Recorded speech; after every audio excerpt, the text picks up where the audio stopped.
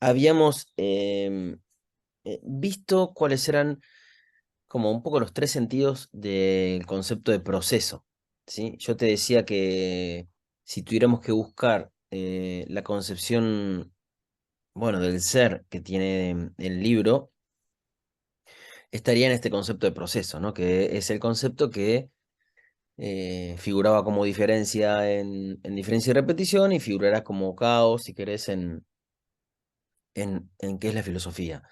Y así como en diferencia y repetición, a partir de la diferencia, empiezan a aparecer los procesos o las maneras en las que esa diferencia empieza a diferenciarse y a adquirir consistencia, que básicamente son esas síntesis temporales, y que eso genera que la diferencia tenga como un movimiento como que va subiendo y a medida que va subiendo se va diferenciando hasta alcanzar el plano de lo actual, ¿no? Que es el plano, bueno, este que nosotros podemos percibir con lo que él le llama el uso empírico de las facultades, ¿no? Que es el mundo en donde yo percibo que acá hay un libro, que acá hay un humano, que acá hay un varón y que ahí hay una mujer. O sea, ahí están los seres actualizados, ¿no? Em, en el caso de qué es la filosofía, del caos, que es esa mezcla de materia y pensamiento moviéndose a una velocidad infinita de evaporación, em, también hay como tres maneras de que ese caos no se evapore. Y eso empieza con la creación de los conceptos, para la filosofía al menos. Después los conceptos entre sí van formando el plano de inmanencia y ese plano de inmanencia termina definiendo también un, un modo subjetivo del pensamiento que sería el personaje conceptual, ¿no? En Deleuze, como yo te decía la vez pasada, las cosas siempre se dan de a tres. Nunca da dos. Y por lo general están estas tres dimensiones, ¿no? Una dimensión que tiene que ver con la conexión entre partes, una dimensión que tiene que ver con el fondo o el afuera de esas partes y una conexión subjetiva. Ahí están las tres, ¿no? Que sería el concepto, el plano y el personaje, por ejemplo, ¿no? Bueno, acá va a pasar lo mismo, con mucha más claridad, acá va a pasar lo mismo. Entonces, la vez pasada vimos qué sería el proceso, que es como si hubiéramos explicado qué es la diferencia o qué es el caos, ¿no? Em, bueno, em, bueno, de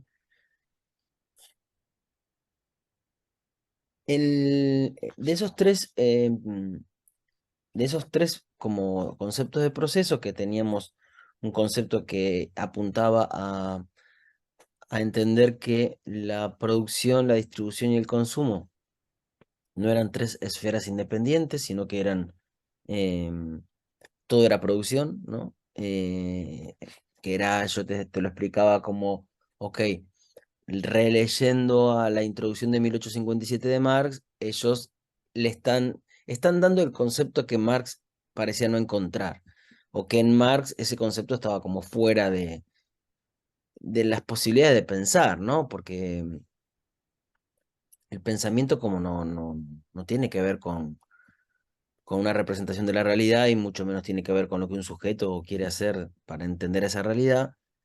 El pensamiento tiene ciertas condiciones, ¿no? Lo pensable tiene que ver con lo que ya ha sido pensado y no se puede pensar desde la nada y cualquier cosa.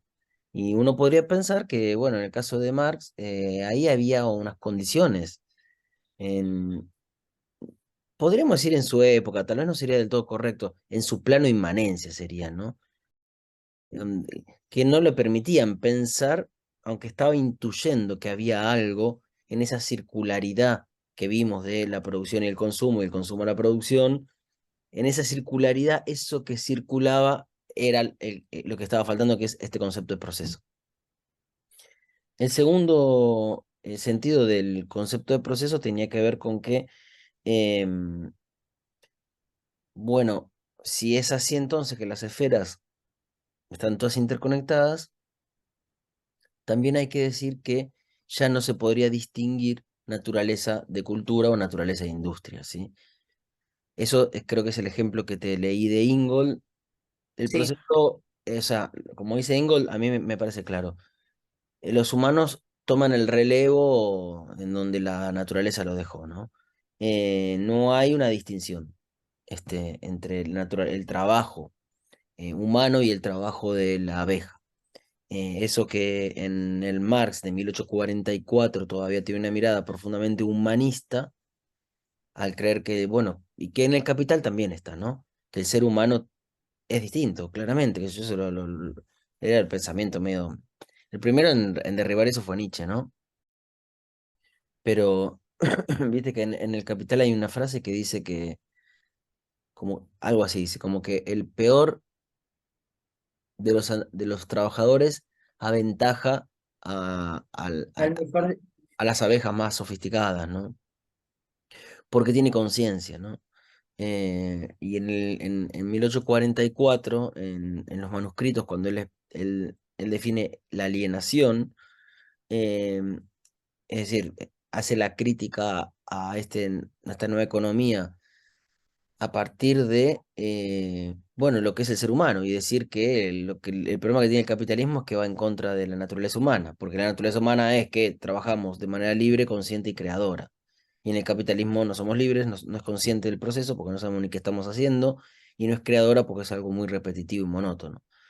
Em, entonces acá habría un borramiento de eso, ¿no? A mí me gusta pensar, es un poco en algunas de las cosas que estoy pensando ahora, que se podría recuperar el concepto de alienación de Marx de una manera no antropocéntrica, y entonces decir que el problema de la alienación no es la alienación humana, sino la alienación de la vida, ¿no? Lo que genera el capitalismo no solo es la separación del humano respecto de su potencia, ¿no? Para decirlo más en términos nietzscheanos o spinozianos, sino que separa a toda la vida de su potencia, ¿no? Porque cuando encerramos a las gallinas a poner huevos, lo que estamos haciendo es separando a esos cuerpos de una potencia de crear formas de vida que ahora están limitados a la producción industrial, ¿no? Entonces hay como una alienación de todos los seres, porque si no hay distinción humano-naturaleza,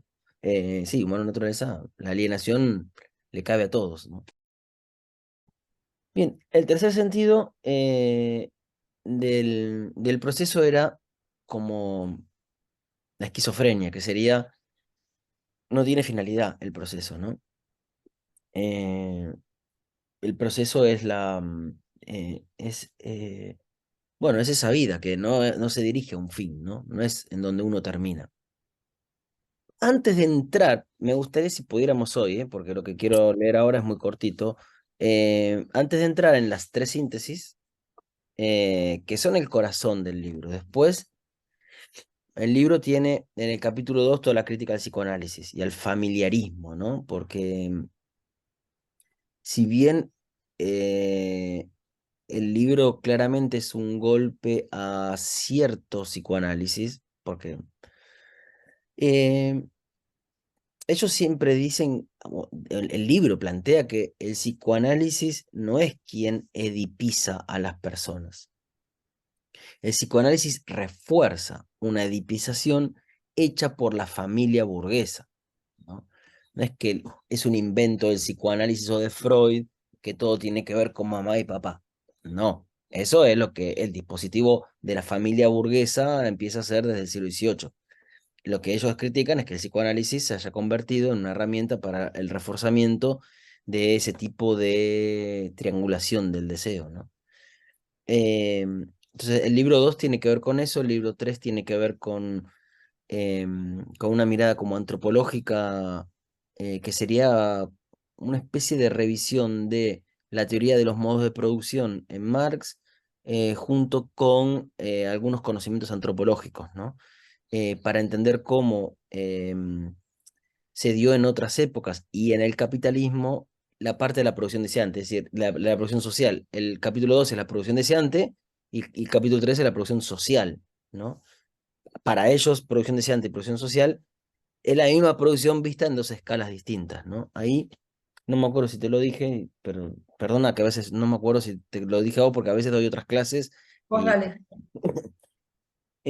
una buena manera de entender esta división entre producción deseante y producción social es la rizomática. Em, una de las características del rizoma es que el rizoma tiene n dimensiones, dicen ellos, ¿no? Em, y entonces uno puede pensar a la producción deseante y a la producción social como si se tratara de, por ejemplo, una soga. Yo la pienso así. Vos tenés una soga y vos podés verla en una escala, vamos a decirle molar, una escala molar, tengo una soga. Una escala molecular, podríamos decir, yo veo trenzas, ¿no?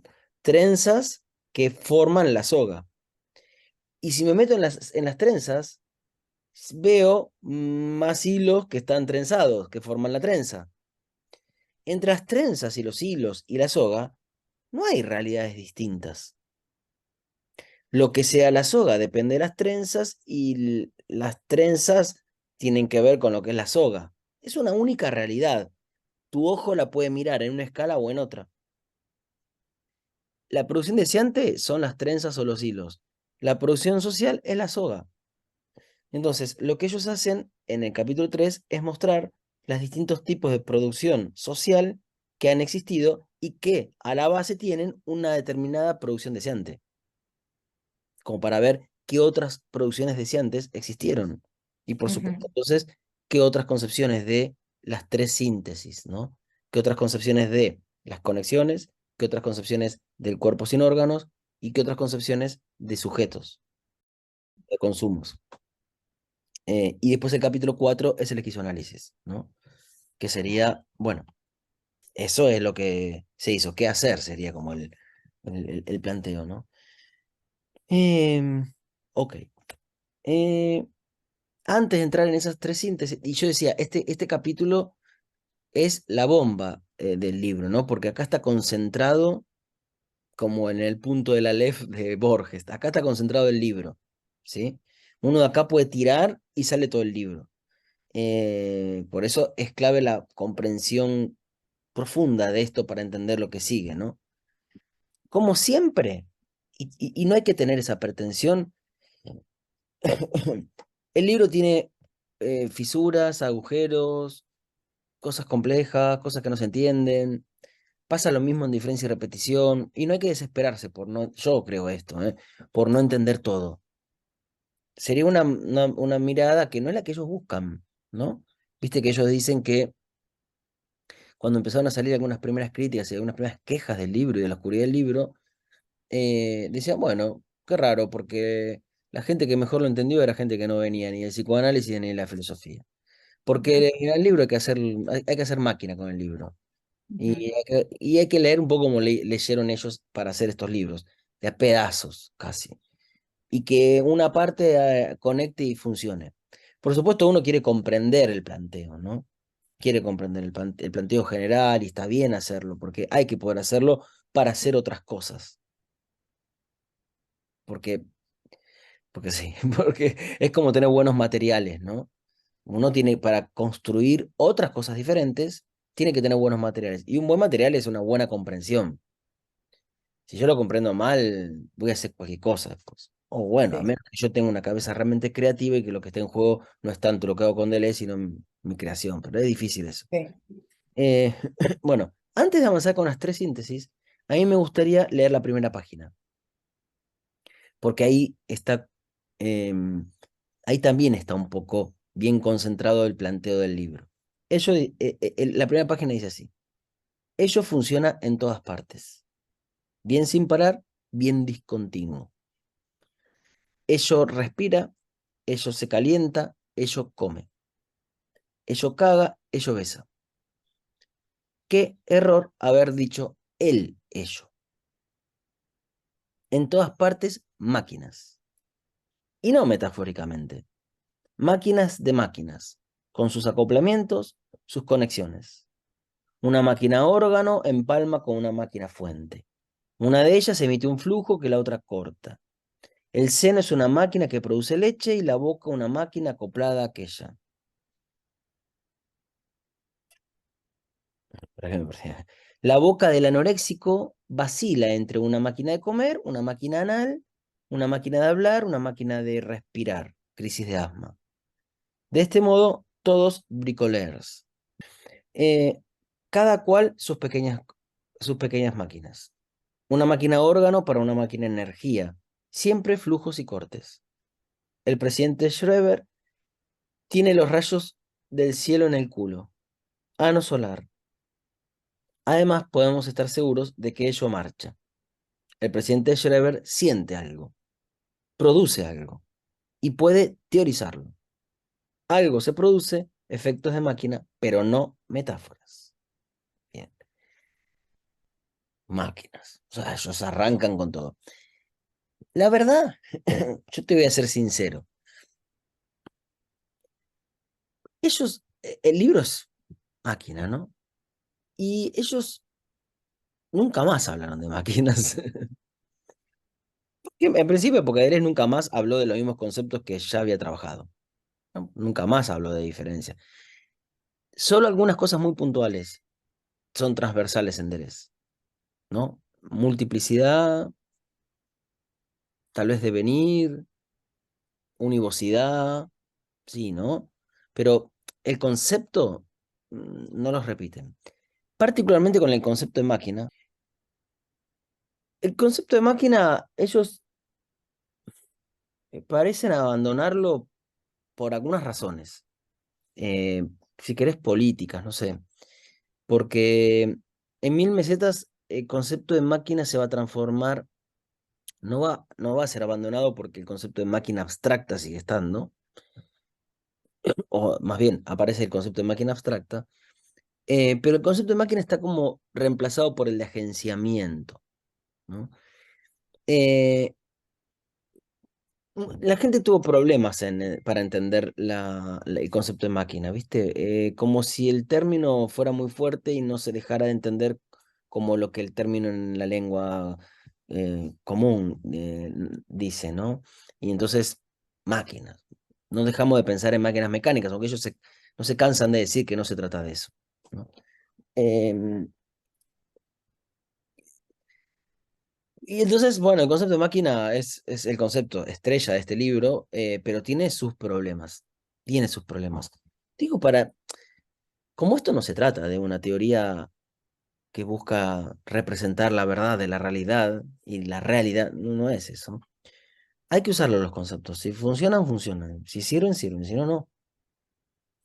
Y si uno trabaja con estas ideas del antiedipo y el concepto de máquina choca, hay que cambiarlo. Ellos lo dicen, ¿eh? En una entrevista, creo que es Deleuze el que lo dice. Hay que dejar de hablar de máquinas. Y él dice eso. Entonces, no tenemos que transformar estos libros en Biblias, ¿no? En verdades, porque no era el sentido de ellos, ¿no? Entonces, es mi idea de cómo entender a Deleuze, hay que relajarse respecto de los términos. No hay que ser No hay que ser muy dogmático. No sé, lo digo así más brutalmente. No hay que ser dogmático, ¿viste? Y en el mundo de la filosofía eh, hay una tendencia a convertirse medio en dogmático, ¿no? No, no, no. Deleuze dice, bueno, no. Y si decimos algo que no lo dijo Deleuze, en definitiva, ¿qué es lo importante? Nosotros queremos llevar el pensamiento a otro lado, no descubrir el verdadero Deleuze. Sí, justamente eso es lo que le criticaban a él. No, eso no es Spinoza, Deleuze, ¿qué escribiste? Sí, Y nosotros hacemos eso con él, es increíble. Bueno, a ver, en realidad cambian los problemas, y como cambian los problemas, cambian los conceptos que solucionan esos problemas. El problema del antiedipo es efectivamente el problema del inconsciente materialista, ¿no? Es decir, de cómo pensar un inconsciente de manera materialista, y esto es no como un teatro, como lo pensó Freud, eh, y pensar que entonces la clínica no tiene que ver con la interpretación, porque en el inconsciente no es que vamos a decir así, como los elementos del inconsciente son significantes y están a la espera de una interpretación, ¿no? Sino que lo que hay en el inconsciente son máquinas, son fuerzas, son elementos materiales que se conectan y que no reclaman una interpretación, reclaman conexiones, reclaman hacer máquina, reclaman generar experiencias vitales, ¿no? Reclaman eh, darle consistencia al deseo. Y es eso, y no hay nada que interpretar. Lo que Ujú, hay que hacer es hacer que el deseo marche, hacer que el ujú, deseo funcione. Y eso es ujú, que el deseo sea consistente. eh, A mí me gusta esta palabra, ¿eh? No, no es un concepto de Deleuze, pero está en Deleuze, ¿no? El plano de consistencia es dar consistencia a la materia y al pensamiento. Yo creo que esa es una de las grandes ideas de Deleuze, ¿no? Partiendo de la idea de un ser como caos y como evaporación, y partiendo de una respuesta a eso que tuvo Occidente, que era eliminar completamente el movimiento y entonces quedarnos con lo que no se movía, con lo inmóvil, con la identidad, con lo que no cambia, con lo estático, el desafío de Les era dar consistencia, es decir, no ahogarse en el caos, no negarlo completamente, sino buscar todos los medios, hacer todo el esfuerzo necesario para generar consistencia a ese caos. Y en la vida tiene que ver con eso. Es el ejemplo del loco con el auto que te contaba la vez pasada. Eh, es dar consistencia al deseo y que la cosa marche, que la cosa se sostenga en su heterogeneidad, en su diferencia, en definitiva. Es decir, es darle consistencia a la diferencia. Ese es ujú, como medio un imperativo eh, en Deleuze, ¿no? Es dar consistencia a la diferencia, es no traicionarla. Entonces, cambiaron los problemas. Acá el problema es ese. El horror que ellos ven es Freud descubre una cosa maravillosa como el inconsciente, que está lleno de fuerzas, que está lleno de caos, podríamos decir, que está lleno de intensidades, ¿no? Sí, como de fulgores, y, y lo transforma todo en un teatro en donde todos los agentes que hay ahí son representantes de mamá y papá. Terrible, ¿no? Entonces, ante ese problema, el concepto de máquina, eh, bueno, es como te decía, el concepto que en el antihipo permite entender de otro modo a esa producción de ese antisocial. En 1000 mesetas cambia el sentido del problema, ¿no? Eh, a ver, yo te voy a decir qué respuesta te puedo dar, no es ninguna verdad, es una lectura que tampoco está tan pensada, pero em, mira, hay una relación entre el Antiedipo y 1000 mesetas que se parece mucho a la relación entre diferencia y repetición y lógica del sentido. Mientras que diferencia y repetición es un libro muy estructurado, muy rígidamente estructurado, en donde cada parte te lleva a la siguiente y todo cierra perfectamente en una especie de totalidad. Es un disparate decir esto para Deleuze, pero es así. ujú, O sea, diferencia, repetición, materia, pensamiento, en la repetición hay tres maneras, y entonces aparece la síntesis ideal, que es cómo se crean las ideas, y después la síntesis sensible, que es cómo se generan los cuerpos. Y punto, ya está. O sea, hablé de la realidad. Lógica del sentido, por el contrario, está organizado en series. Cada serie es casi independiente. Y la clave está en lo que pasa entre las series. Es como el reverso de diferencia-repetición. Es cierto que en lógica del sentido se agrega algo del lenguaje que no estaba tan trabajado en diferencia y repetición, pero de alguna manera es como el planteo de diferencia y repetición, pero ahora en una estructura más deleuziana, más loca, series. Bueno, acá pasa lo mismo. El Antiedipo es un libro muy cerrado. Es un libro como en espiral, diría yo. Es el germen del primer capítulo, lo abre en la escala rizomática de la producción deseante, se abre en una escala molar rizomática de la producción social y cierra con la esquizofrenia, ¿no? Con esquizoanálisis. Pero es un libro súper cerrado. Y Mil Mesetas hace lo mismo que Lógica del Sentido. Toma un montón de las cosas que aparecían en el libro, pero ahora las ponen como mesetas. Y las mesetas son independientes, como las series. Y cada meseta es como un bloque de devenir, porque la idea de la meseta es eso, ¿no? Es como el bloque de intensidad. Entonces, cambia el estilo, cambian algunos problemas, y ya no se trata de estar haciendo la crítica materialista del inconsciente. Ahora es múltiple el sentido del libro, en Mil Mesetas me refiero, ¿no? Entonces, como ya no se trata de hacer la crítica, pues claro, la crítica implicaba un trabajo más sistemático, de revisión total, ¿no? Si yo quiero hacer crítica materialista del inconsciente, eso quiere decir que tengo que subirme a la tradición del marxismo y ir a buscar a Freud. Entonces yo tengo que ver cómo algunos elementos del marxismo transforman a Freud y entonces, ok, ¿qué visión de la historia tengo ahora que hemos podido como materializar a Freud? Eso no está más en Mil Mesetas. Entonces, en Mil Mesetas ya no tiene un sentido como de... el antidipo fue como haber reubicado al psicoanálisis, ¿no? Es decir, ¿cuál es la tierra del psicoanálisis? ¿Cuál debería ser, ¿no? O del inconsciente. En Mil Mesetas, no, entonces ya no necesitan de esa estructura tan rígida que tiene que cerrar esto, producción del deseo, la producción del el cuerpo sin órganos del sujeto, porque el deseo... Ellos están rearmando, reescribiendo a Freud. En Mil Mesetas ya no. En Mil Mesetas se agarran los temas que aparecieron acá y los reescriben, pero ya liberados de hacer un trabajo sistemático.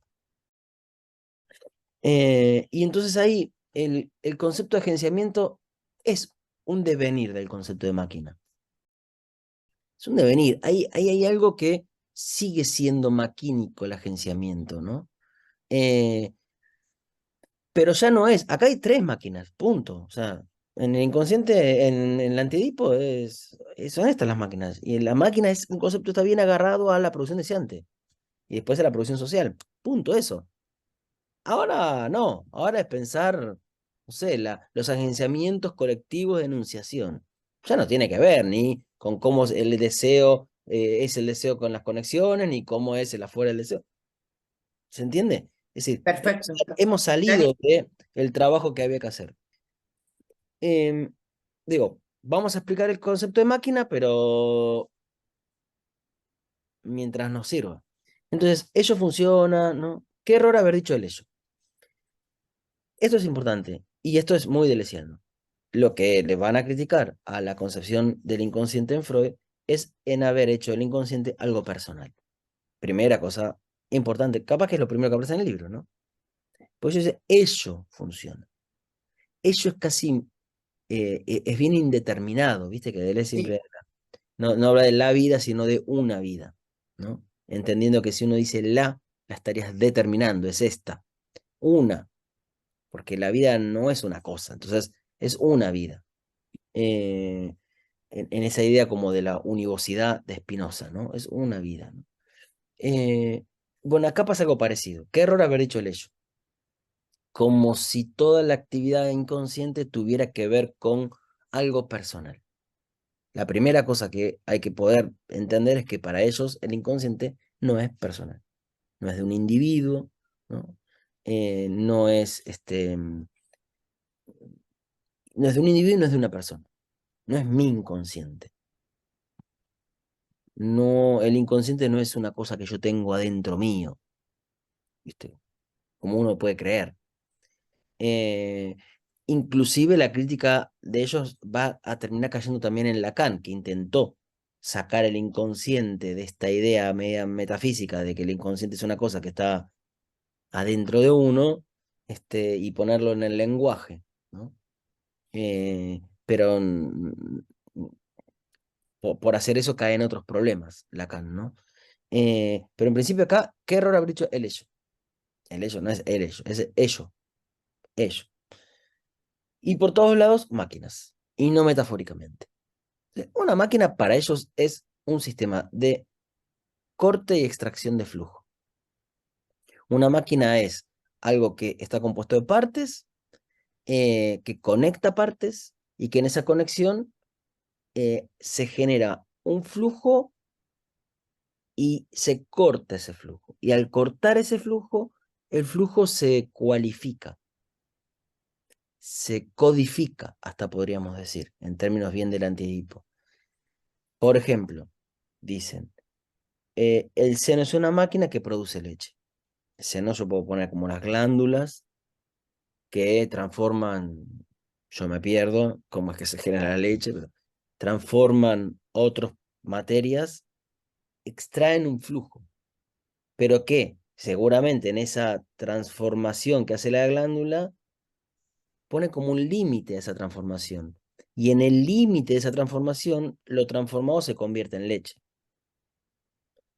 Y el seno, imaginemos el pezón y la boca, me voy a detener en esto porque es el ejemplo de la máquina que va a venir más adelante. Lo podemos pensar con cualquier cosa, pero pensemos en esto que es muy del psicoanálisis. No es la mamá y el bebé personas, ¿no? Eso viene después. Y esta es la primera dificultad de entender. En primer lugar, si yo voy al fondo de la creación, acuérdate, ¿no? El proceso.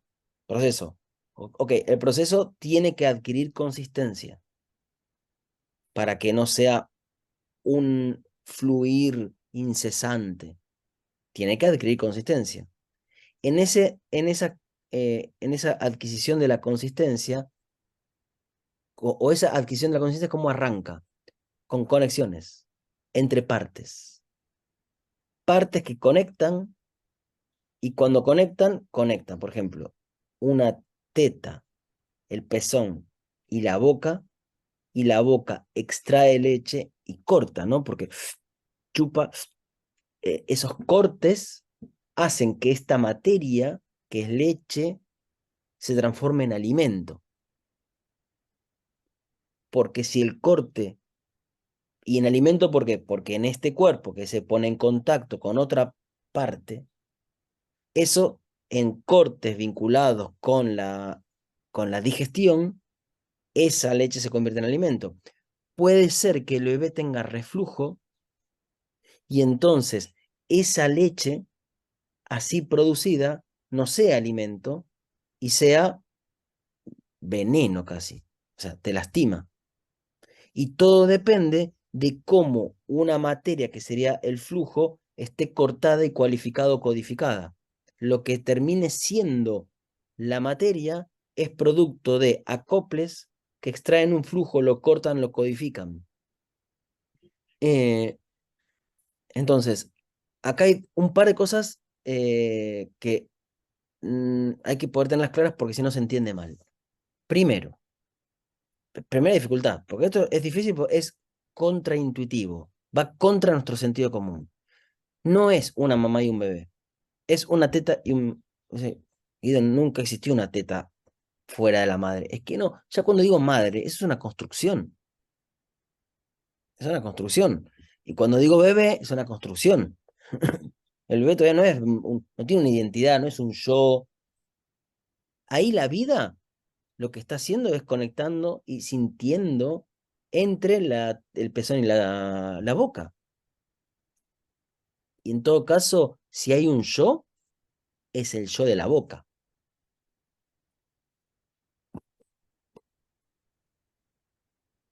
No, soy yo el que está bebiendo.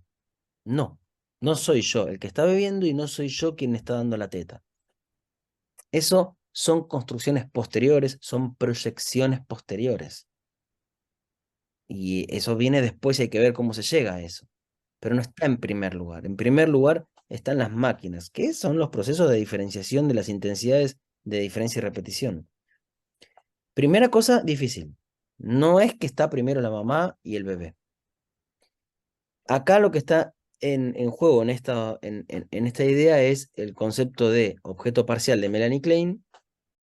Ellos dicen que después Melanie Klein traiciona. Porque el objeto parcial, ¿qué es un objeto parcial? La teta, la boca, por donde se juega el placer, por ejemplo, ¿no?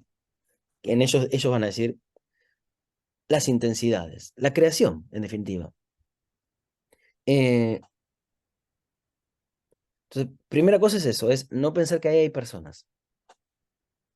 Porque si no, tenemos que decir, ok, ¿las personas de dónde salieron? Estaban.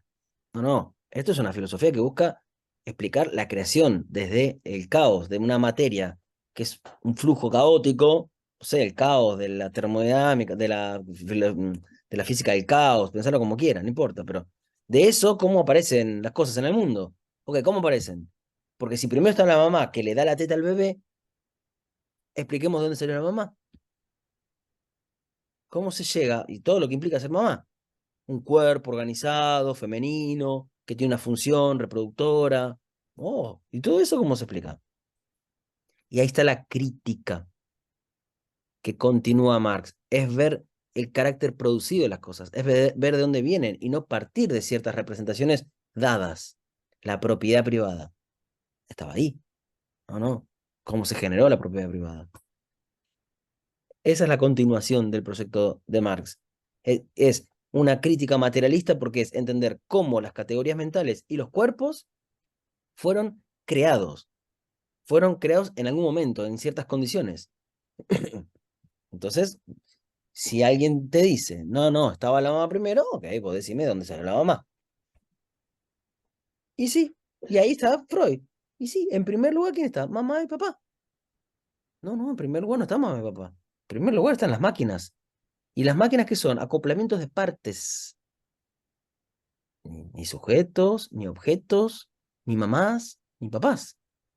Partes, bocas, tetas. El ejemplo que te di la vez pasada, creo que te he ido, habíamos hablado de dos ejemplos, decime si no. Computadora, luz, cigarrillo, café. ¿Ese era un ejemplo? Sí, sí, sí, sí, sí, sí, sí, O en sí, el sexo era esta parte del cuerpo, sí, con esta sábana, con sí, esta luz. ¿Dónde sí, están las personas?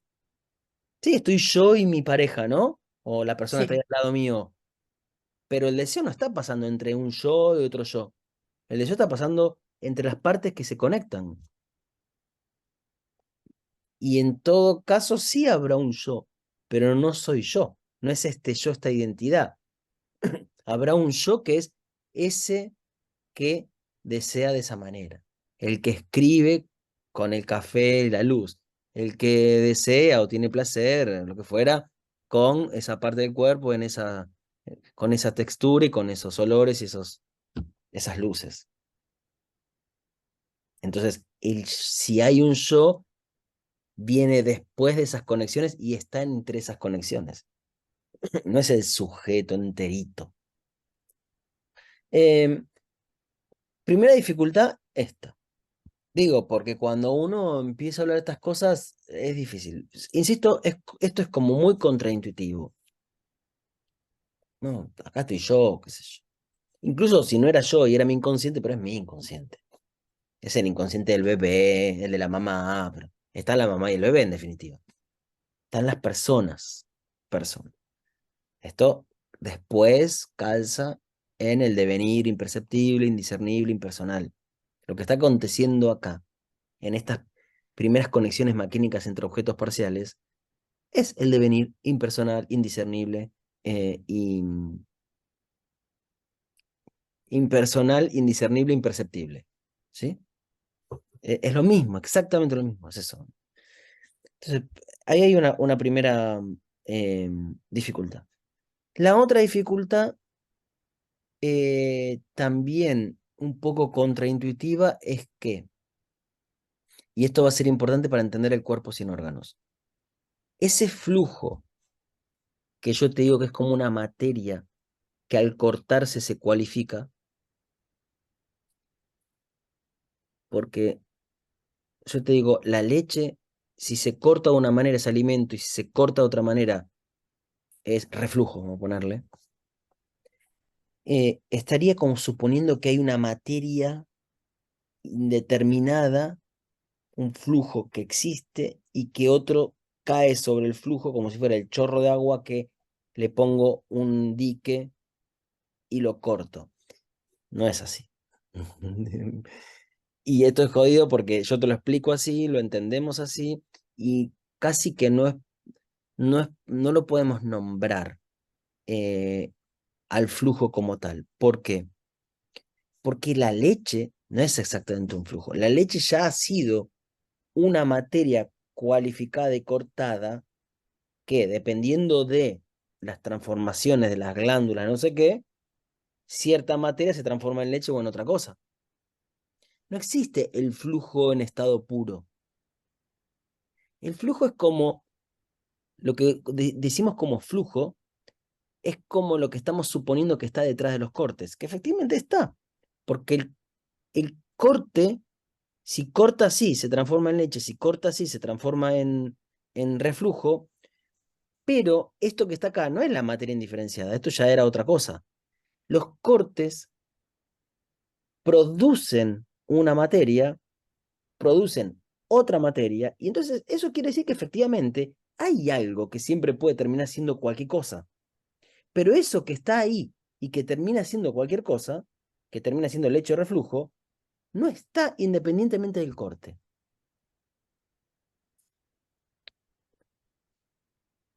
Es difícil. Y es difícil, yo no lo sé explicar, pero es difícil. Es decir, mm, em, bueno, el cuerpo sin órganos sería. El cuerpo sin órganos existe como tal. Hay un cuerpo, sí. Ahí está el cuerpo sin órganos. Y exteriormente le aplicamos funciones y cortes y hacemos un organismo. No. Hay un cuerpo organizado y la organización supone su afuera. La propia organización, el propio orden supone su reverso, que como tal no es independiente de esa organización. ¿Por qué este rollo? Porque si no sería caer en un estado como una concepción de la materia un poco metafísica, ¿no? Es decir, bueno, ¿a dónde está esa materia? Estoy suponiendo que existe la materia indeterminada y en realidad el caos, la diferencia, el proceso, el flujo, no son seres que podamos experimentar o conocer, mucho menos, con independencia de los cortes, con independencia de los organismos. El cuerpo sin órganos es el afuera de tu organismo, que como tal existe en la medida en que existe tu organismo. Bueno, el flujo sí que existe, vaya sí existe, porque en mi cuerpo puedo sentir una cosa, puedo sentir otra. Y porque esa materia es leche o reflujo, es alimento o reflujo. Pero no existe independientemente del reflujo y de la leche. Eso es para mí los dos primeros problemas que tiene o posibles errores en la interpretación de lo que están diciendo, ¿no? En la comprensión, más que en la interpretación, en la comprensión de lo que dicen. Eh, bueno, máquina. Una máquina es eso. Entonces, claro, una máquina, si estamos entendiendo así máquina, una máquina no tiene que ver con lo que entendemos por máquina. El concepto de máquina está asociado al del mecanicismo, ¿no? Es decir, a un movimiento mecánico determinista, regular, como un reloj, ¿no? Acá la máquina es otra cosa. Es esto, máquina. Máquina es corte y extracción de flujo. Y en ese corte, la codificación de ese flujo y la creación. Eso es máquina. Eso es hacer máquina. Hacer máquina es maquinar, tal vez. Tal vez el problema del concepto es sustantivarlo y hacer de las máquinas sustantivos, ¿no? Que ellos lo han provocado esa lectura, ¿eh? No era lo que pensaban, porque no, la filosofía de Deleuze, por lo menos, y la Guattari tampoco, no tienen que ver con eso. Eh, Entonces, claro, cuando yo digo hay una máquina que hace esto y una máquina que hace eso, puedo pensar que son cosas, que son sustantivos. Y en realidad a las máquinas más que entenderlas como sustantivos, habría que entenderlas como verbos. Ujú, Son horribles las palabras en castellano, maquinaciones. ujú. Remite a otra cosa, ¿no? Pero bueno, maquinar, maquinar. Es rara la palabra, ¿no? Pero decir eso, es maquinar, es hacer máquina, que es distinto una máquina. Ujú. Parece que está ahí, parece que es la máquina de, qué sé yo, montar, no sé, que es una Sí, estructura que está terminada y que produce cosas, pero la máquina como tal es sí, una cosa. El verbo, ¿no? Es el el verbo, verbo. es el Bueno, verbo. sí, ese es el verbo. Y siempre, claro, y en Deleuze es claro Endelece es el que es el verbo. verbo, es el devenir, ¿no? Y es el Sí, acontecimiento. sí. Y siempre, por eso te digo, viene bien leer a Deleuze, en serio, digo yo. O sea, todo, ¿no? Para no confundir, porque cuando yo sé bien de dónde viene diferencia de repetición, sé otras cosas de, no sé, de toda la obra de Deleuze, bueno, Deleuze siempre estuvo pensando el ser como verbo, como acontecimiento, ¿no? Como lo que pasa, como la fuerza, ¿no? Es decir, eh, bueno, esa cosa de Spinoza, ¿no? Del cuerpo y Deleuze es, bueno, lo dijo mil veces, ¿no? Sigue mucho a Spinoza y en esto se ve bien. Entonces, claro, en el concepto de máquina no se trasluce eso. No se trasluce, pero no es que dicen otra cosa, porque ellos están hablando de un proceso de producción. Y por eso Ujú, en la página siguiente están hablando de proceso. De vuelta, el proceso sería introducir como el verbo, ¿no? No es una producción acá, una distribución a esfera, sino procesos, creaciones, ¿no? Que se fijan como producción, como distribución, como consumo, pero todo es crear. Y la máquina es lo mismo. Ok, yo te salteo los ejemplos, porque claro, ellos tienen que construir una idea de esquizofrenia, tienen que construir o tienen que, si querés, mostrar, convencernos que hay algo en eso que se llamó locura o en eso que se llamó esquizofrenia y que no tenía que ver con la locura y con la esquizofrenia o no tenían que ver con la debilidad, la desviación, la deformación, ¿no? Con la enfermedad, sino que tenían que ver con la vitalidad. Y entonces recuperan de la literatura, sobre todo, experiencias en donde la esquizofrenia, o eso que podría ser leído como esquizofrenia, eh, estaba del lado de los procesos de creación vitales, ¿no? Y ahí viene Lenz, ahí viene Schreber, viene Beckett, ¿no? Y Artaud, y qué sé yo, y algunos otros locos. Bueno, Beckett no estaba loco, pero su literatura tiene que ver con eso. Bueno, ¿qué es eso, no? En el caso del presidente Schreber, la patología de Schreber es fantástica. Eh, mm, aunque el tipo dice que está sintiendo los senos, el pecho de mujer en su pecho, para Freud eso es un fantasma, que es una representación de otra cosa. Y en un sentido materialista, que eso es la crítica, ¿no? Es una crítica materialista. Marx, no nos olvidemos de eso. En un sentido materialista, ellos dicen, no, en el pecho de este varón están aconteciendo, ahí está el verbo y el ser, están aconteciendo sensaciones que en la distribución de la creación de nuestra época, de nuestra cultura y de la materia, pertenecen a lo que llamamos mujeres. Pero eso es como se actualizó las intensidades. Pero la intensidad que está actualizada en el pecho de la mujer no es la mujer, es la materia.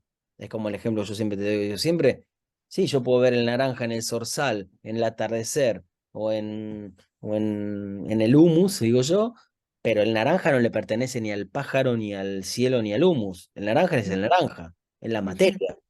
ujú, Después, en los procesos de consistencia, de diferenciación y de actualización, se distribuyeron así estos tonos. Pero el tono es de la materia. Y si nosotros somos materia, perfectamente por esta materia puede pasar como yo digo, puedo tener un atardecer en mi cuerpo. Bueno, sí. Sí, Entonces, ¿cómo no va a poder tener una sensibilidad de pechos femeninos, Schreber? Sí, es el devenir mujer, es el devenir mujer. el devenir animal. Y en última instancia, el devenir imperceptible, indiscernible y impersonal. Que es Ujú. que, bueno, alcanzar esa experiencia que es la de la materia ya. Ni siquiera la de ser como un pájaro, como una mujer o como un atardecer. Es la materia. Que es lo que yo siempre te digo, que para mí esto es como una especie de misticismo ateo y Sí, materialista. Entonces, el error de Freud está en la interpretación. Ahí está, es uno de los grandes, grandes como blancos de su crítica. Es que todo tenga que ver con la interpretación, con lo significante, ¿no? Es decir, con lo que impone un corte significante. Y ahí está el corte significante y no en otro lado. Y el corte significante extrae después la interpretación, ¿no? Ese es el gran problema de Freud, ¿no? Eh, Mira, hay un texto que no me acuerdo si ya te recomendé, que no tiene nada que ver con esto, pero... Y la verdad que no la conozco tanto a la autora como para decirte qué relaciones tiene con este mundo francés de esta época, pero que es un texto que yo uso mucho y que me gusta mucho y que para mí tiene resonancias con Deleuze, que es el ensayo de Susan Sontag contra la interpretación. Léetelo. Son tres sí, páginas, con el cuatro páginas. ensayo. Contra la interpretación se llama el ensayo. Si no lo conseguís, pedímelo que yo lo tengo, ¿eh? Hay un libro que se llama Contra la interpretación que reúne un montón de ensayos de ella. Dentro de ese libro está el ensayo que se llama Contra la interpretación. Eh, por ejemplo, ahí tiene ese texto y después tiene un texto que habla de vivir su vida de Godard, que es un buen ejemplo. Entonces, cómo evitar la interpretación. Ella dice algo que para mí es muy deleuziano, en esta crítica a la interpretación, ¿no? Claro, la interpretación está asociada a como sentidos ocultos, ¿no? Ella hace un análisis y dice, la interpretación tuvo como dos momentos. ¿Cuándo se empezó a interpretar? Cuando ciertas verdades valiosas y queridas por un pueblo demostraron ser falsas. Y como no las queríamos abandonar porque no dejaban de ser cosas valiosas, para salvarlas dijimos que entonces su sentido no era el explícito, sino que estaba oculto, ¿no? Y había que interpretarlo. Entonces, cuando yo leo que en la Biblia Dios detuvo el sol y comprobamos que el sol no se mueve, ¿qué hacemos? ¿Tiramos a la basura el libro o no? Es que en realidad el sentido no es ese, sino que hay un sentido oculto. Interpretar es poder encontrar un contenido oculto, que es la obsesión que tenemos todos, sobre todo, bueno, yo trabajo mucho con el cine, ¿no? ¿Qué quiere decir eso? Pasó una paloma volando. ¿Qué quiso decir el director con eso? Nada, ¿cómo va a querer decir algo? No, no hay que interpretar. Las obras, la realidad, no tienen un sentido oculto. Es la interpretación de los sueños de Freud, ¿no? Que nada, yo creo que es una genialidad, pero bueno, el tipo dice una cosa, pero en realidad quiso decir otra. El tipo hizo una cosa, pero en realidad estaba queriendo hacer otra. Y entonces, claro, en la interpretación, vos la realidad material la reducís a otro mundo y que en el caso de Freud ese otro mundo es el triángulo de Edipo. Ah, no, en realidad no querías, este, no estabas enojado con tu jefe, estabas enojado con tu papá. Ujú. En realidad no te calentaste con la criada, en realidad era tu deseo inconsciente por tu mamá, no sé. Y todo remite a mamá y papá además. Claro, cuando la realidad no se agota en lo que es y tiene un contenido a descifrar oculto, es muy sencillo reducir la multiplicidad a una unidad, el triángulo de Edipo. y todos son representantes de eso. Y fíjate cómo la interpretación es la interpretación que se sostiene en la idea de la representación, que es una idea muy metafísica, ¿no? En la idea de, bueno, el descubrir, ¿no? El intelectual que descubre, ¿no? Esa cosa muy metafísica de lo que en griego se decía aletheia, ¿no? La verdad, lo desoculto. Eh, bueno, y estas son tan, lo explican muy bien, esto. Y esto, no, en realidad no son sensaciones de mujer, son representaciones de otra cosa. Y entonces acá la clave es la crítica a la representación que viene de diferencia y repetición, que en la representación es lo último que aparece cuando los cuerpos y el pensamiento ya se detuvo. Y la representación es el pensamiento de la identidad.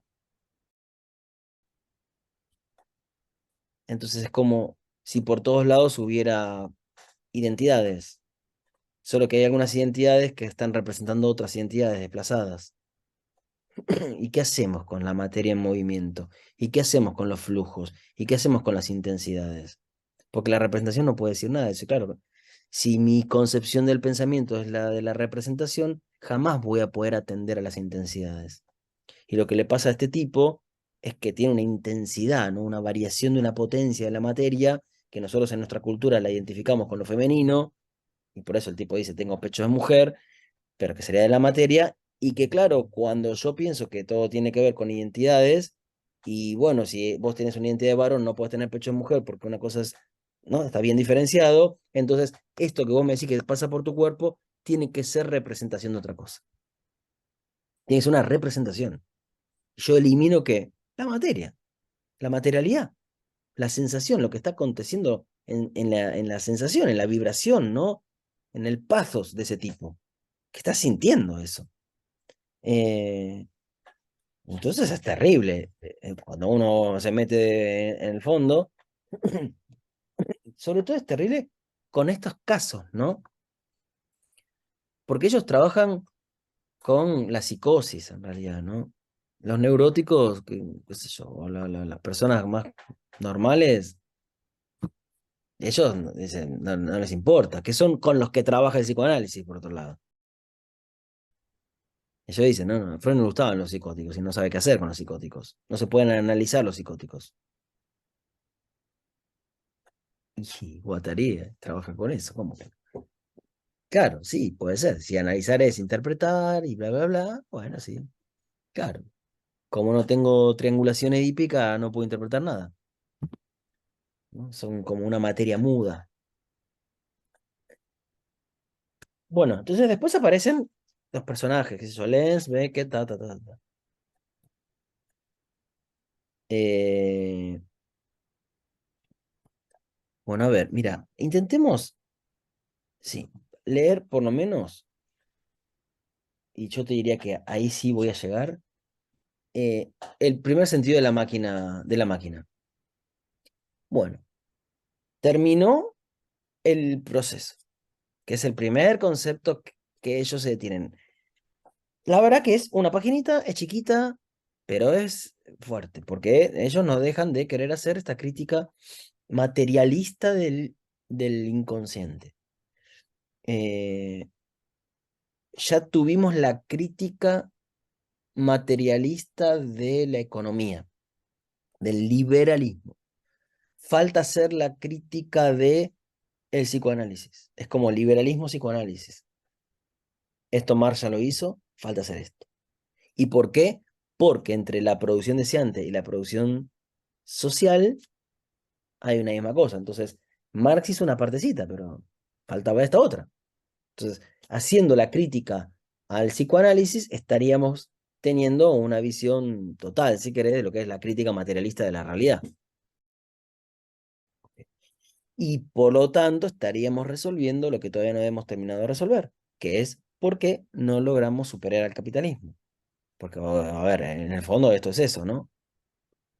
Porque a la crítica de la economía le faltó la crítica deseante.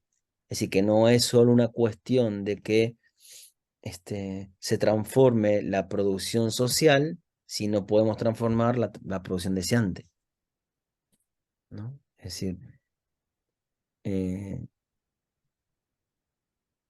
los humanos deseamos, eso era lo que ellos toman de Reich, los humanos deseamos el sometimiento, ¿no?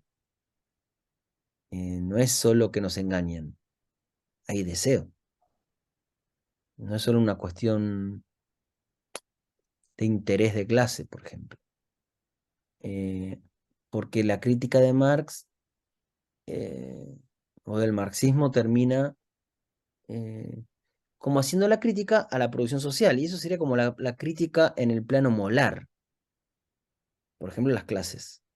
Estaba bien, pero hay un plano que es el molecular, del que no dijimos nada. Eso viene mucho más adelante en el libro, pero lo que te quiero decir con esto es, bueno, en definitiva, ¿por qué hacer esta crítica? Porque tenemos que poder superar esta producción social deseante que nos impone el capitalismo. Y sin la pata de la producción deseante no lo podemos superar.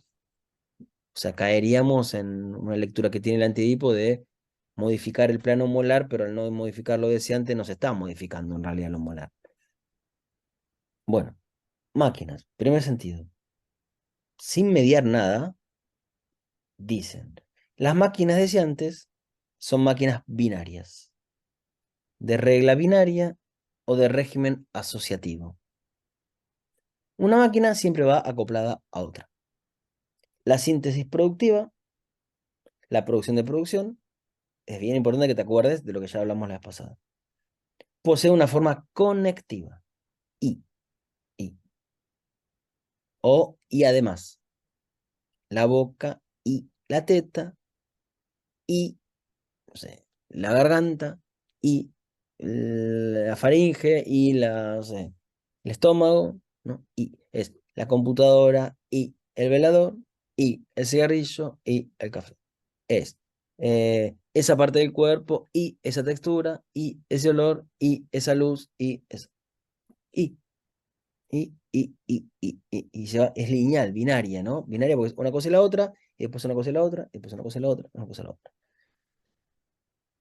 Eh, Siempre hay, además de una máquina productora de un flujo, otra conectada a ella y que realiza un corte, una extracción de flujo, el seno y la boca. Y como la primera, a su vez, está conectada a otra con respecto a la cual se comporta como corte o extracción, la serie binaria es lineal en todas las direcciones. Es así. En vez de ser una línea, claro, pues cada máquina acoplada es corte de otra y de otra y de otra y de otra. Porque yo te decía, y sí, y la teta es la glándula y eso se va ramificando todo, ¿no? Por eso, eh, a mí me parece muy clara lo que dice, creo que te lo pasé en la entrevista de él, es cuando habla del deseo, que dice que nunca es que uno desea un objeto, ¿no? Uno se encuentra en un agenciamiento, uno se encuentra, es decir, el deseo tiene que ver con, cuando yo dice cuáles son tus máquinas deseantes, es decir, cuáles son tus agenciamientos, cuáles son tus conexiones, cuáles son tus acoplamientos, y uno está en el medio de esos acoplamientos porque uno es eso que surge de acoplamientos, porque no es uno. Otra dificultad, la misma dificultad que te decía antes, no son mis máquinas deseantes, son máquinas deseantes en las que yo estoy, que me atraviesan y que me hacen ser este que soy, en definitiva. Porque sí hay una identidad, sí que hay un yo, si querés, sí, acá estoy yo, soy el que desea así, soy el que escribe así, soy el que en su deseo marcha en la cama bien así, pero yo soy el resultado de esos agenciamientos, no el principio, porque una vez que dice, bueno, a ver, yo me conecto, voy a poner esto, voy a poner esto, no, no. De repente en la vida conectaron esas partes, conectaron y se conectaron, generaron consistencia, y ahí se engancharon. Y eso va a ser porque hay registro de las conexiones, que es la segunda máquina. Vine después, pero bueno, conectaron. En esas conexiones, ahí aparecí yo. Es lo mismo, no estoy en primer lugar. No soy yo el que desea. El deseo es ese agenciamiento. El deseo son esas conexiones. El deseo es eso. Punto. Por eso el deseo o el inconsciente serían pura exterioridad acá, no una interioridad que tengo acá adentro. Justamente es la exterioridad. Una exterioridad sin interioridad. Eh, para nada, yo insisto con esto, porque me parece que es importante que se entienda. Eh, no que no lo entiendas, pero uno después tiene que tener herramientas, ¿viste? Bueno, para profundizar la comprensión y si querés hasta la vivencia, y ni hablar si después uno lo quiere enseñar o comentar o nada, como vos hacer otras cosas, ¿no? Con esto. Pero mm, existen sujetos, vamos a ver, sí, yo estoy en un agenciamiento, estamos, pero eso que llamamos sujetos no hay que pensarlos como interioridades. Los sujetos son, como dice Beckett, son como una membrana sin espesor. Es lo que está entre. Entre. Hay dos cosas así y algo que está entre. Ese entre no tiene espesor, pues si tuviera espesor sería uno de los objetos conectados. Hay un cuento de Beckett que no está traducido y, y habla muy bien de esto. Está el innombrable, ¿no? Que ellos, acá bueno, Deleuze tiene con Beckett es uno de sus autores favoritos, ¿no? Y en el innombrable aparece también esta idea de la membrana. Pero hay otro cuento que se llama Ceiling, que es cielo raso, que, bueno, no te lo puedo explicar porque es imposible, pero No pasa es, nada. no, es como un tipo que se despierta. Entonces vos, cuando estás boca arriba, abrís los ojos y ves el cielo raso. Pero en la manera de escribirlo, este Beckett utiliza, bueno, una escritura una sintaxis muy quebrada por todos lados, y, y el tipo emplea una expresión al principio. La primera línea dice on coming to, en inglés, on coming to. Coming to, que es como llegar en inglés, venir, pero se utiliza cuando uno está volviendo a la conciencia después de un desmayo, por ejemplo. Entonces es como aparecer en la conciencia. Dice, on coming to, o sea, al aparecer, al volver a la conciencia, lo primero que se ve es el blanco, dice Beckett. Pero entonces va describiendo cómo sería una conciencia que se despierta, no sé, un bebé que nace o alguien que está volviendo de la muerte o de desmayo no sabemos de dónde. Pero cuando él describe que la conciencia eh, es exactamente eso que no le pertenece ni al interior ni al exterior, ¿no? Por ejemplo, él dice, bueno, los ojos se despiertan, los ojos, no yo, los ojos conscientes se abren. Y se abren y utiliza, repite la misma cosa, lo repite de dos maneras diferentes. En uno repite y dice, se abren como invitados por alguien, que en inglés es bidden, como llamar, como quien dijera, hey, despertate, me están llamando. Y después repite y dice que esos ojos conscientes se abren ambiden, que será lo contrario de biden, que será como forzados. Entonces mira esto. Cuando vos te despertás, ¿cómo te despertás? ¿Quién te despierta? ¿Quién se despierta? ¿Es voluntario el acto de despertarse? ¿O te despertás porque algo exterior te despertó? Entonces, lo que muestra Beckett es que el acto de despertarse no pertenece ni a lo voluntario ni a lo involuntario. Lo voluntario sería el interior, lo involuntario sería el exterior, sino que es esa conciencia Sí, que no pertenece ni al interior ni al exterior. Es una experiencia que no es ni del yo ni del no yo, ni del interior ni del exterior, porque en la realidad hay más que sujetos y objetos, interiores y exteriores. Hay una realidad que no se mide por esos criterios, que es la conciencia o la vida. El sujeto existe. Yo estoy ahí deseando en el medio de ese gerenciamiento, pero soy eso que está en el medio de esos acoplamientos. No soy el principio, ni soy tampoco un efecto, porque eso sería lo contrario. No es ni el yo como principio autónomo, ni el yo como la determinación de una materia exterior al propio yo. Tampoco sería eso, que serían otras versiones, ¿no? De entender de dónde viene el yo, ¿no? Tampoco es eso. El sujeto, la forma sujeto que aparezca, será como esa membrana sin espesor que aparece entre esas conexiones. Y esa experiencia, esa conciencia es exactamente impersonal, ¿eh? No es personal porque lo personal se relacionaría con el interior, con la interioridad. ¿No? Es un ejercicio. Hacer el ejercicio de despertarse y de tratar de identificar, si querés, cuáles fueron, de dónde vienen, cuáles fueron los estímulos que te despiertan. ¿Quién se despierta? Un ruido exterior me despertó. Bueno, puede ser que en algunos casos, pero un despertar normal. Un despertar como de alguien que, no sé, en un hospital, una cama de hospital, se está despertando. O nada, cualquier mañana normal. ¿Puedo decir que soy yo? Es un acto voluntario, perdona, te lo repito, pero son cosas, es algo activo, porque son otros pares de Deleuze, ¿no? Lo activo o lo pasivo. Lo activo sería el yo primero, activo. Lo pasivo, ¿qué sería? No, hay un objeto primero.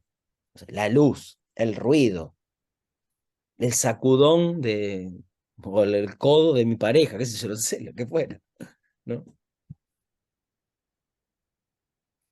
No, el despertar, quien se despierta, es una realidad, una conciencia que no es ni interior ni exterior, ni soy yo ni es el otro. Y la conciencia propiamente es eso. Bueno, volvamos. Entonces, máquinas conectivas. Esto ya te lo había explicado. Síntesis, ¿no? O sea, otra cosa que te lo dije creo que la vez pasada, pero sería momento de repetirlo, que es, Deleuze utiliza síntesis, la palabra síntesis, que viene de diferencia y repetición. ¿Y qué viene? De nada, de Kant viene esto. Es decir, la producción, la formación de consistencia, este maquinar, para ponerlo en los términos que hablamos hoy, es una síntesis, es poner en relación. Síntesis es poner en relación. Ahí hay un problema que Deleuze había trabajado muy bien en diferencia y repetición, que es que la síntesis no la produce un yo. Kant había dicho que había un yo trascendental, que era como el fundamento de toda síntesis. Cuando en la crítica de la razón pura, Kant explica cómo se produce el conocimiento, él dice que las representaciones que tenemos no son meros reflejos especulares de una realidad que está hecha hacia afuera y que un sujeto en su interioridad puede representar, sino que las representaciones son construcciones. Cuando yo digo la taza es roja, esa representación no es simplemente una imagen especular de un objeto que está allá afuera. Que en el conocimiento la taza es roja, hay elementos que están construidos por el sujeto.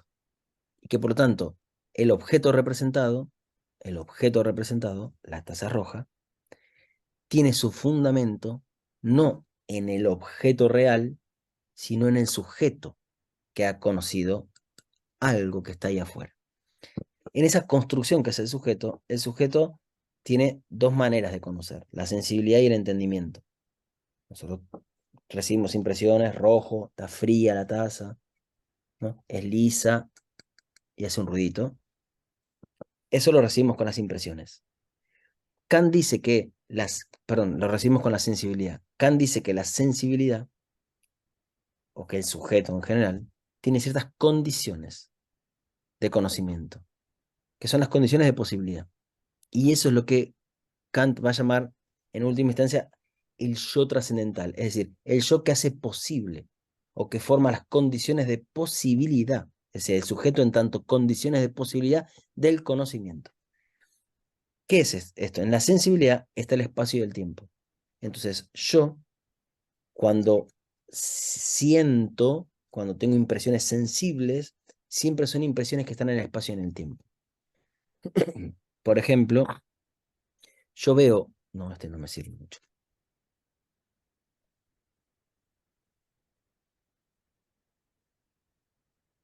A ver si encuentro algo. Ah, este me sirve.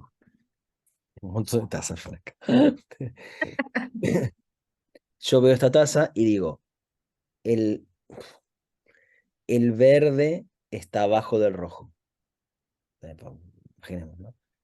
Y el blanco está, en mi caso, a la derecha del rojo y del verde. Es decir, las impresiones, que son de cualidades sensibles, las ordeno en el espacio. Y también las ordeno en el tiempo, porque escucho este sonido después de este otro sonido, ¿no? Estas impresiones ordenadas en el tiempo y en el espacio, ¿esto qué supuso? Una síntesis, porque yo puse en relación el rojo con el blanco y en la derecha y a la izquierda. Yo ordeno en el espacio y en el tiempo impresiones, es decir, uno una impresión con un espacio, con un orden espacial, uno. Yo le meto a la impresión el orden espacial, porque el espacio es una categoría del sujeto, no son las condiciones de sensibilidad, no podemos sentir más que así, ¿no? Es como, yo el ejemplo que te doy es si yo me pinto los lentes de rojo, voy a ver rojo. Y entonces yo voy a agarrar esta hoja y la voy a ver roja. Y yo digo, la hoja es roja, pero el rojo no es una propiedad de la hoja, sino una propiedad de cómo yo veo. El espacio y el tiempo son propiedades de cómo sentimos. Y en el entendimiento hay otras cosas que son conceptos o categorías, por ejemplo, lo de sustancia y accidente. Entonces, cuando yo digo que la taza es roja, yo estoy uniendo, sintetizando lo que la sensibilidad hizo con conceptos del entendimiento, por ejemplo, el concepto de sustancia y el concepto de accidente. Y digo que el rojo es el accidente de la sustancia, que es un vaso para tener un recipiente. Entonces, para Kant, en la producción del conocimiento se generan síntesis, que son unificaciones. Yo unifico, ¿no? Una multiplicidad se unifica. Muchas impresiones se unifican en el espacio y el tiempo, antes, después, arriba, abajo. Y después estas múltiples sensibilidades se unifican con los conceptos tasa y los accidentes, o la causa y el efecto, las categorías que tiene el entendimiento. Unidad, unidad, unidad, y Kant dice, hay que suponer que hay una unidad primera, originaria, que es la que hace posible todas las unidades, que es el yo trascendental. Un yo que no es una cosa, sino que es un yo trascendental. Es una unidad primera, originaria, que hace posible todas las unificaciones. Y todo esto dentro del sujeto para entender cómo surge el conocimiento. ¿Cómo es posible el conocimiento? Deleuze, en diferencia de repetición, rompe eso. Y lo rompe de dos lugares. Entender que lo trascendental no es la condición de posibilidad del conocimiento, sino que es la posibilidad de la realidad. Es decir, las condiciones de posibilidad de lo real, de cómo emerge la propia realidad y el pensamiento, no la representación. Y que ese campo trascendental que hace posible que las cosas sean, no es un sujeto, sino la materia. El caos, la diferencia, bla, bla, bla. El campo trascendental impersonal. Y que el sujeto está dividido, está quebrado, no está unificado, entonces no es unidad de nada. Y entonces la síntesis acontecen sin que haya una unidad originaria, sino que acontecen de manera inmanente. Uno, y ahí van como los flujos que se van conectando y solidificando y adquiriendo consistencia sin que haya una unidad. Es decir, el fundamento de toda síntesis, que es de la posibilidad de que cuerpos se conecten y formen algo nuevo, eso no es ni un objeto ni un sujeto, sino una materia preobjetiva y presubjetiva. Entonces, la síntesis para diferencia y repetición, que son las tres síntesis temporales, son síntesis que no realiza un sujeto y que por supuesto tampoco tienen fundamento en un objeto. Son las síntesis que la materia y el pensamiento van haciendo de manera inmanente, ¿no? Así como sobre la marcha, casi como si fuera improvisando, sin plan previo, ¿no? Porque el sujeto trascendental sería un plan previo, por ejemplo, ¿no? Acá no hay plan previo. Por eso es tan difícil todo esto, porque esto es de venir, ¿no? Y si vos trabajás en psicodrama, habría una receta para esto. ¿Cómo sería ser máquina? ¿Cómo sería devenir pájaro? No hay una receta, porque no hay plan previo, porque lo que hay son conexiones que a veces marchan y a veces no marchan, que a veces generan consistencia, a veces no, a veces se sintetizan y a veces no, se repelen. Porque por supuesto, hay cosas que se repelen, no es que todo va con todo. Bueno, entonces síntesis, ¿no? Es decir, la primera máquina, que es la máquina conectiva, que se corresponde con la producción de producción, es una síntesis conectiva, que pone en relación. Bien. Y en esa conexión o en esa síntesis, bueno, se produce el deseo, que es lo que vimos al principio. La máquina ahí pone en relación el flujo y el corte. Bueno, ahí citan a Henry Miller cuando dice me gusta todo lo que fluye, incluso el flujo menstrual, bla, bla, bla. Yo ya te recomendé que vieras, si podés, a la izquierda del padre. O sea, ¿viste cómo hacen los chicos? ¿No me da un video, profe, para entender el texto? Así, profe, ¿no me da un video para entender el antiedipo? A la izquierda del padre. Dura 3 horas, o sea, pero es así. Es eso. Eh, Mira, esto es lo que, acá viene lo que te explicaba y termino de leer esto y, mira, dice, eh, bolsas de agua y cálculos de riñón, flujo de cabellos, flujo de baba, flujo de esperma, de mierda o de orina, producidos por objetos parciales, constantemente cortados por otros objetos parciales, que a su vez producen otros flujos, cortados por otros objetos parciales. Todo objeto supone la continuidad del flujo, de un flujo. Todo objeto supone la continuidad de un flujo. La leche, el alimento, el reflujo, ¿no? Y así con todo, que eso, pensá con... Esto es materia. Entonces pensemos que en el pelo, el crecimiento del pelo, cómo lo cortamos. ¿Qué pasa cuando corto el pelo?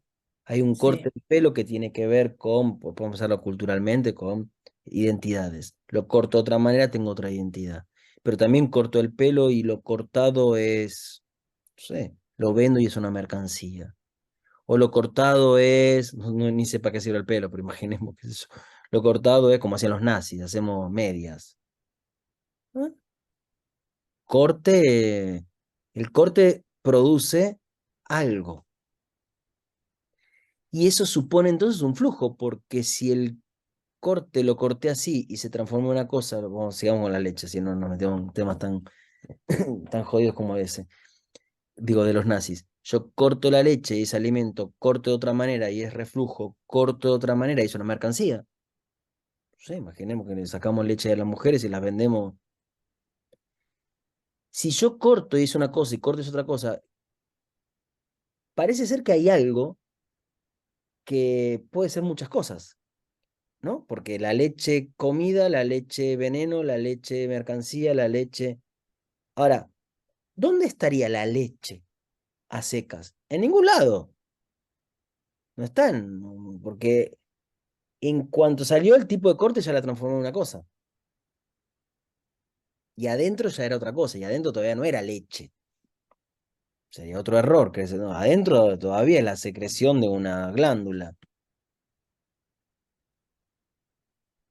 Entonces, y es esto, es materia, no hay que interpretar, no hay que ir a sentidos, esto es materia porque la vida tiene que ver con la materia y con las intensidades que provoca la materia. Y hay que entender cómo se produce la materia de la que estamos hechos. Bolsas de agua y cálculos de riñón, flujo de cabellos, flujo de baba, flujo de esperma, de mierda, de orina producidos por objetos parciales. ¿No? Producidos por objetos parciales. Los objetos parciales serían el ano, el pene, el pezón. Están los objetos parciales. Y que cada objeto parcial es, a su vez, es cuerpo de cuerpo, ¿no? Espinosa, cuerpo de cuerpo. Todo objeto supone la continuidad de un flujo. Todo flujo, la fragmentación del objeto. Sin duda, cada máquina órgano interpreta el mundo entero según su propio flujo. Casi una ironía, ¿no? Según la energía que le fluye. El ojo lo interpreta todo en términos de ver, la boca todo en términos de chupar, el hablar, el oír, el cagar, el besar. Pero siempre se establece una conexión con otra máquina, en una transversal en la que la primera corta el flujo de la otra o ve su flujo cortado por la otra. Acá no está mal esto que dicen, que es hablar, oír, cagar, besar, porque aparecen los verbos, ¿no? Es decir, son acciones. La máquina es una acción, bien, porque la vida siempre es acción, ¿no? Una cosa más y ahí vamos. Por lo tanto, el acoplamiento de la síntesis conectiva, objeto parcial flujo, teta leche, posee además otra forma, producto producido. Te lo explico la próxima, porque va a ser Dale. producto producido, ¿no? Es decir, que, claro, si en el fondo todo es proceso, no puede haber una diferencia entre el producir y el producto, como dos cosas separadas. Un tipo de producción genera un producto, y este producto depende de esta producción, ¿no?